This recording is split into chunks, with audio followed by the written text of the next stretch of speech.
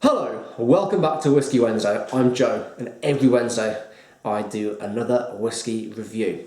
So this is my last review of 2014, and it's going to be my Whisky of the Year review. But so before I reveal what my Whisky of the Year 2014 is, I want to thank you all for supporting me throughout 2014. Everyone who comments, all my regular viewers, anyone who shares my videos, I've got you to thank for.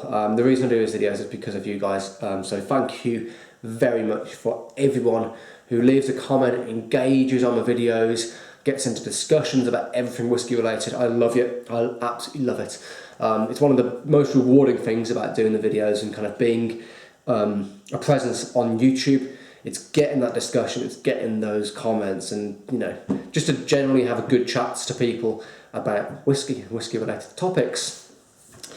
So there's been some pretty good releases in whisky this year. There's been a lot of new exciting products. So for instance, kind of off the top of my head, the new Ardbeg, the Verdes, that was pretty exciting because it wasn't the usual style of Ardbeg that you'd expect. I scored that 7 out of 10. It was still quite an exciting release for the World Cup. What else have we had?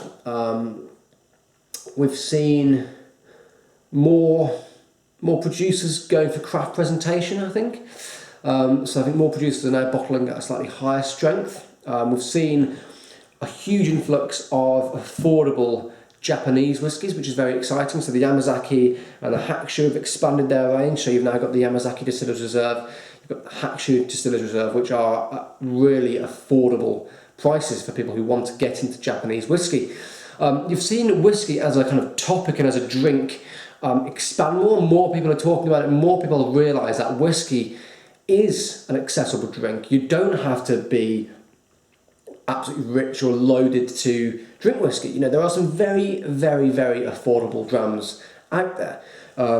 We've seen the increase of specialist whiskey retailers as well, obviously here in the UK. There's been some expansion there, which is always quite exciting.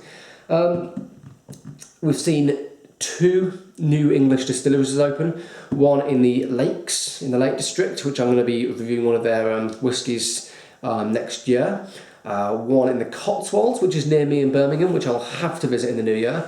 So we've got some very interesting local developments in England as well.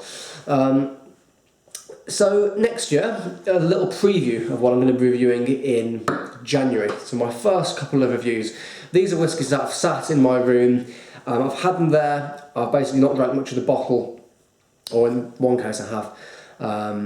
And I've basically been wanting to review them for ages, but I haven't got around to them. So my first couple of reviews, I'm reviewing a very, very nice 30-year-old Kalila single cask bottle by Hunter Lang. Now you can see there's not much left of that, so that's going to be my first review. 30-year-old single cask Kalila. Might as well start the year with something really, really snazzy, pretty good. So yeah, 30-year-old. See what I think of that. So this is all January. So this is what you've got to look forward to in January.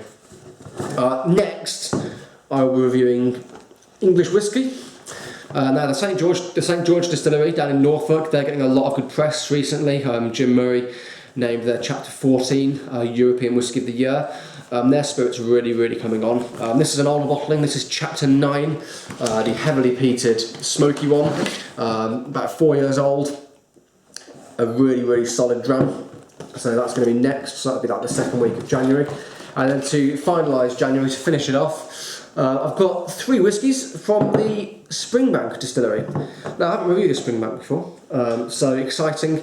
I'll be reviewing the Springbank CV, the Longrow CV, and the Hazelburn CV. So a kind of a vertical tasting over 3 separate weeks. Springbank's 2.5 times distilled and peated. Longrow is double distilled and heavily peated, and Hazelburn is not peated and triple distilled. So 3 very, very contrasting whiskies from one distillery. So I'm putting them to one side. I will now reveal what my whisky of the year is. Now this whisky comes from a Highland producer, a Highland distillery. One of my favourites. They bottle in vintages rather than set ages, because they believe that they should release whiskey when it's ready, not when it's a set age as such. They do it in craft presentation, so they bottle about 46%, they don't colour and they don't chill filter. And without further ado, my whiskey of 2014 is the Balblair 1990. Now this is a superb whiskey. I picked this up at pretty much the beginning of 2014. It was a really good price. It was about £75, which for a 23-year-old whiskey, I couldn't say no to. 23 years old. It was £75 at the time. It's now gone up to around about £100, £110. So it has increased in price. However, for the £100 mark, it is still an amazing value whiskey and a superb product. So I'll pour out a nice healthy dram. As I say, bottled in craft presentation. They have these very nice design bottles, which is quite unusual. You don't see many bottles like this at all. In fact, I can't think of another Scotch brand that has this design, probably because it's copyrighted, I think. Bottled at 46%.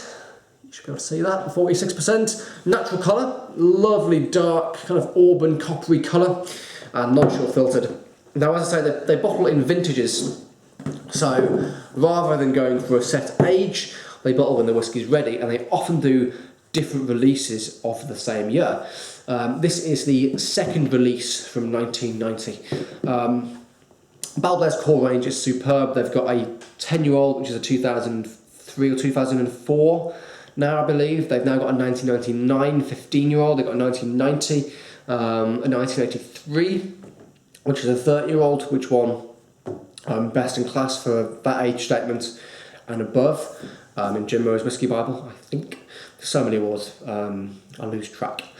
Yeah, Eastern Highlands, gonna have to get up and visit them soon. Box wise, presented in a really nice, beautiful box, which is always nice if you're buying for a gift. Now, without further ado, I'll tell you why this is my whiskey of the year 2014. On the nose. Oh, it's beautiful.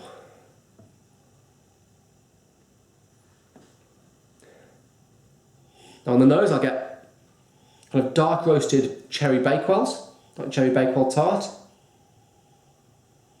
I get a lovely kind of creamy almond note. So there's a kind of nuttiness there. It's matured in a mixture of ex-bourbon and ex-sherry barrels. So that almond might come from the bourbon barrel. You do get a nice hint of sherry, so I'm getting kind of forest fruits and a kind of buttery oak. But considering the age, it's very elegant. And I think that's what I like about the Balblair whisky so much, is that it's such an elegant Highland style. Right, now on the taste.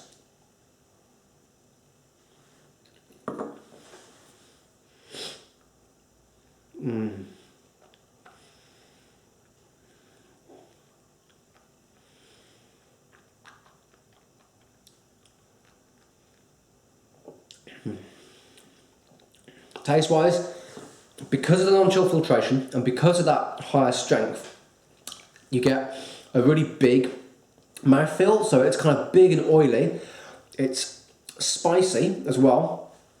You get that big amount of sherry influence coming through. So I'm getting kind of a slight salty sherry note. And there's also that big healthy dose of American oak. So I'm getting big vanillas, big caramel, big toffee. Let's give it another taste.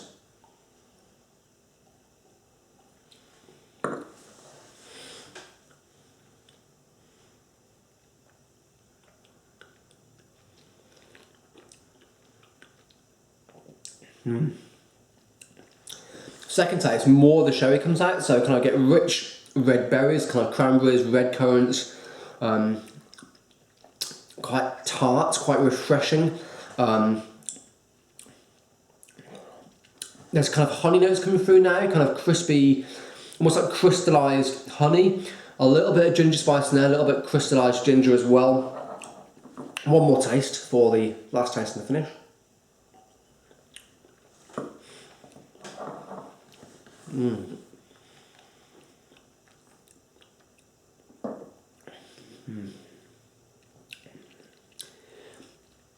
yeah, kind of more autumnal fruits. There's a lovely kind of nuttiness about it as well, that kind of spiced nuts, spiced hazelnuts. So yeah, it is quite nutty. Again, that kind of caramel.